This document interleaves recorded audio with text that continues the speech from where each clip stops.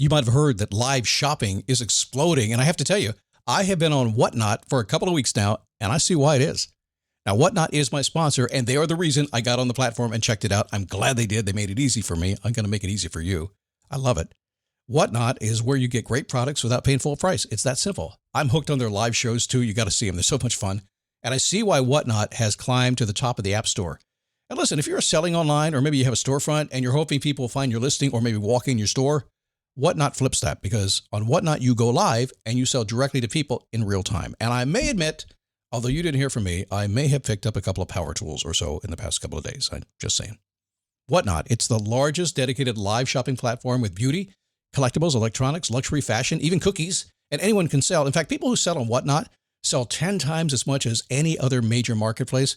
That's because you're not just listing products, you're building real connections with buyers. So whether you're shopping or you're selling, download the Whatnot app today and get free shipping on your first order. Just search WHATNOT, Whatnot, in the App Store and start scoring amazing deals. So I was whining to my wife the other day, said, I need new glasses. And she said, well, get some. I couldn't tighten them anymore. They were scratched. You know the thing, right? But I didn't want to go through the process because you have to make the appointment. You have to spend weeks to get them done. And you got to pay a fortune, right? That's real. But I did. I spent $500 on frames and glasses, and that was cheap. And then I ordered a pair from my sponsor, Zenni Optical, for $70. Zenni is an online eyewear shop, prescription glasses, sunglasses, blue light lenses, starting at under $30. You go to Zenni.com, you pick a frame, upload your prescription, and they ship it to your door. No appointment, no store, no upsell at the counter. And by the way, if you are saying, do I really need new glasses, or do I have to put up with one pair to do everything I need to do for the next 2 years? No! You can get what you want starting at under $30. And if you've never bought glasses online, don't worry about it. I haven't either. Zenni has a virtual try-on so you can see exactly how the frame looks before you commit to buying them, with no salesman looking at you saying, those look good, but these expensive ones would look better. No, you don't get that. I'm excited. I can't wait to get my Zenni glasses and tell you more about them. If your glasses are overdue for a refresh, now's the time. Go to Zenni.com/podcast and use the code podcast15 for 15% off your first order. The styles sell out, so don't sit on it. That's Zenni.com/podcast. Promo code podcast15. How are you? It is the Daily Boost, man. So happy to have you here today. Today we're going to riff it. Is that okay? A podcast riff. It's where I have a couple of ideas I want to share with you, a little wisdom, a little philosophy, some stuff you can lean on that's really going to work for you as well. And we're going to riff it out starting right now. I need a boost. I need a daily boost. I need a boost. I need a daily boost. Riff. So a daily boost, man. It's like this. It's like I know something. I know you're tuning in for whatever you're tuning in for today. I have no idea what you're doing right now. I have an idea. I could kind of maybe guess probably, but I know this. I know that most people are kind of looking for a certain mood, looking for something to lean into, something to look up to, something to do, something to inspire yourself. I don't know what it is. I try to get that to you today. And a little bit of a random riff. Some ideas running around in my head. How are you? My name is Scott Smith. It is the Daily Boost. You can contact me at Hey Scott Smith on Instagram if you want to. You can also go send me a note at scott@dailyboostpodcast.com. You can also sign up for our notes from scott.com if you'd like to. I write those to you about twice a week. AI doesn't write them. It could, but I do it myself because I like to do that. So today, the riff.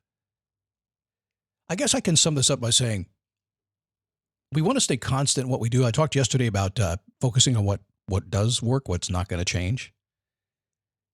But sometimes you need to measure that, don't you? How do you measure what works and how do you measure what doesn't work? It's easy to measure what doesn't work, right? Oh, that didn't work. But how do you measure what does work, what you like to do? How do you keep things that way? How do you stay consistent? Which is a big deal, right? Staying consistent on things that work is kind of the thing, but it's so hard to do. So that got me thinking, and make a note, get a new tongue next weekend. So the thing that happens is this.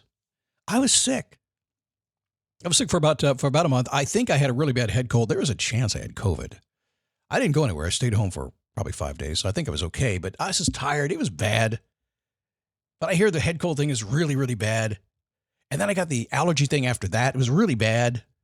It was almost 4 weeks before I got back to the gym, started feeling like myself. Just yesterday, I actually started feeling like myself again. And it really took me back to a time about 18, 19 years ago when my first wife, Cheryl, got sick. And she got cancer. And what it took me back to was this. We had been sick. She had been sick for a while, for 5 years or so. And the entire time we're kind of treating it. Mostly life was pretty good. Mostly life was pretty normal. Everything was fine. But we always knew it was potentially there. And we often said, if I ever get sick again, yeah, I'll know it because it's kind of slow moving and I'll be fine. And then there's some things I want to do. She wanted to swim with dolphins. She wanted to do things like that. Do some bucket list experiences stuff, right? Well, guess what? She got sick.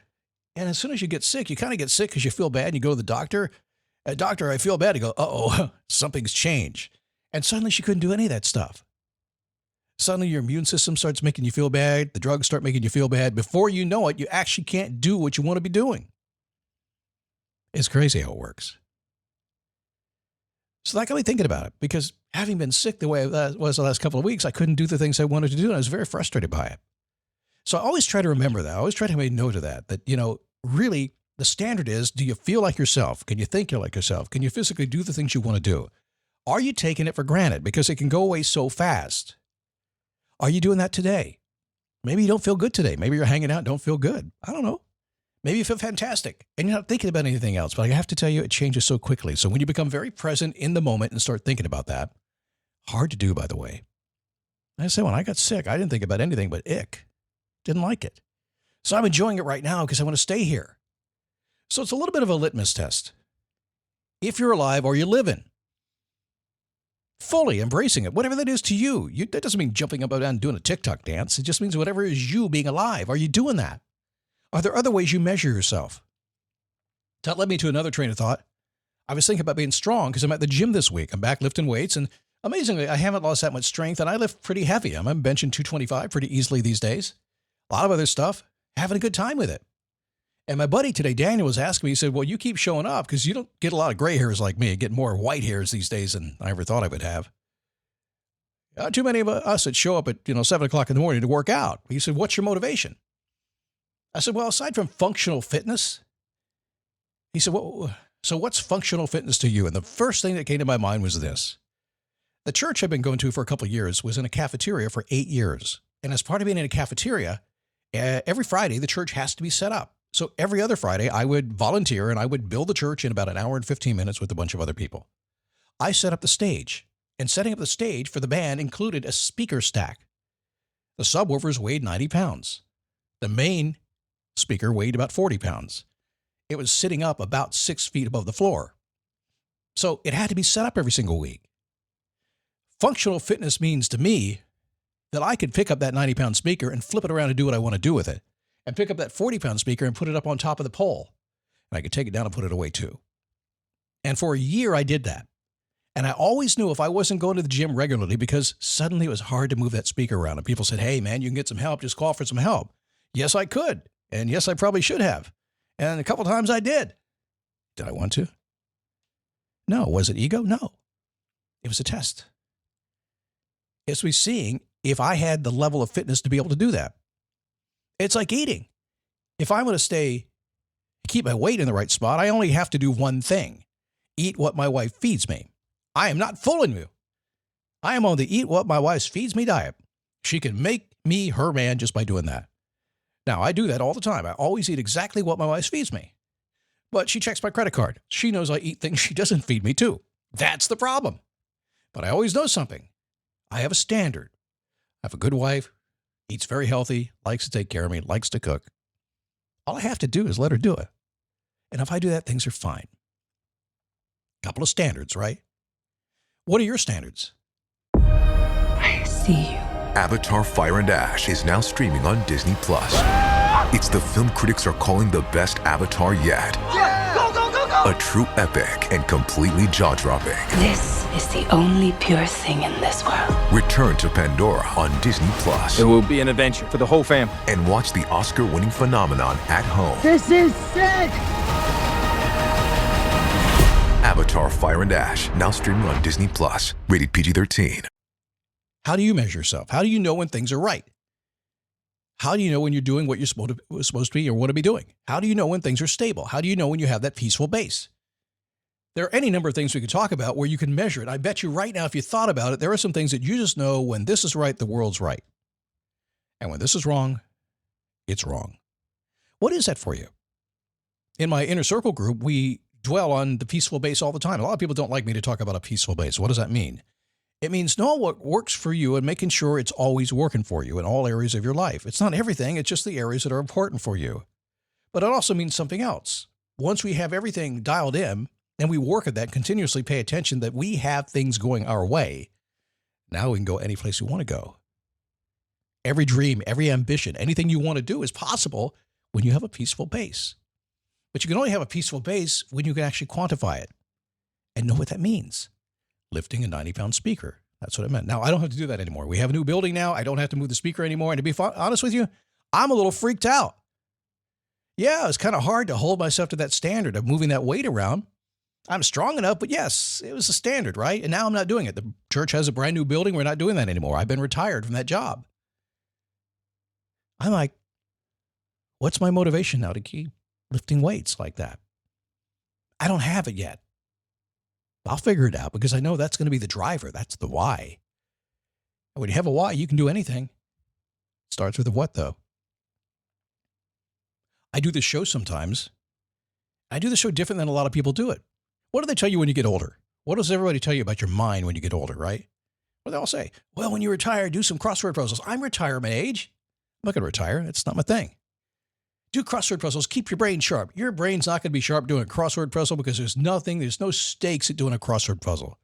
You're not going to die or get stupid if you don't get the crossword puzzle done. Heck, I've been stupid with crossword puzzles for 40 years now. No, I dig in. I go deeper. I engage in conversation with young people, smart people, business people, PhDs, MBAs. I engage, I challenge, I'm a push. I dig into AI like crazy. I'm so understanding of AI, you wouldn't even believe it if I told you. You have no idea what's happening here behind the scenes that's driving this business right now. Why am I doing that? A lot of people my age right now are saying, I don't want to do that. AI, I'm going to retire first. I don't like that AI thing. You're doing it because it's coming. And I know this for myself. I value the way I put my brain thoughts together. I value how my mouth and my thoughts and my wisdom and my experience all come out of my mouth most of the time, not all the time. I value how quick I am, how deep I can go, how broad I can be. I value that. I never want to lose that. That's why I dig deep. So the level for me to dig deep in things that are very, very hard to do, programming apps and stuff like that in my spare time, is that when I do get with somebody younger, somebody who's faster, somebody who's smarter, I keep up. And sometimes I excel beyond them. Most times I do. That's my test. That's my test. We all have tests. We all have litmus tests, if you will. We all have things that we rise to. What are yours? Where are your standards? Not because anybody told you to. It's because you want to. It's no negotiation here. Bottom line, certain things you got to maintain in your life if you want to maintain your life, right? Are you doing that? I trip, I stumble all the time. I'm not smart every single day. I'm stupid half the week. I'm fat half the year. I'm good looking all the time. That's not true. Although this silver fox thing is turning into this, what do you call somebody with white hair? I'm going to be white in like 2 years. I am. It's crazy. The girl, Gabby, who cuts my hair, said today, Scott, you're going to be white before you know it. I said, man. Okay, I'll take it. What is your test?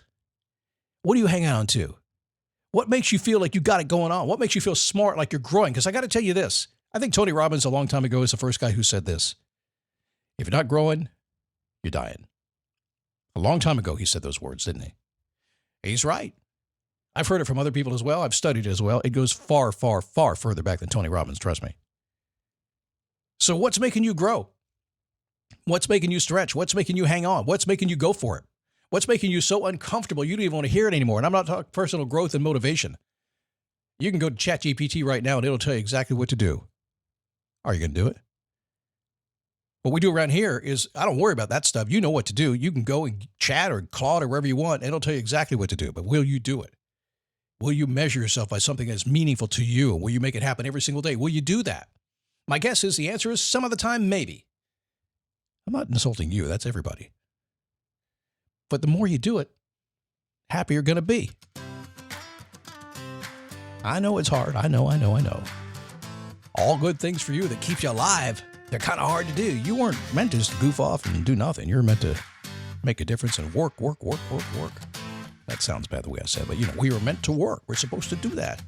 So get out there, stay sharp, have a test for yourself, align yourself with something that makes you who you think you need to be and should be. All right, that's my riff. I'm done.